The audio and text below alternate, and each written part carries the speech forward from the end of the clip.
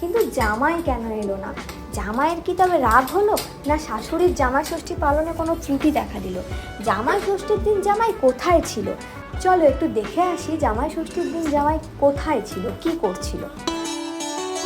মানে উদ্যোগ, এই রক্তদান শিবিরের উপযোগিতা আমাদের প্রতি মুহূর্তে অনুভূত হয়।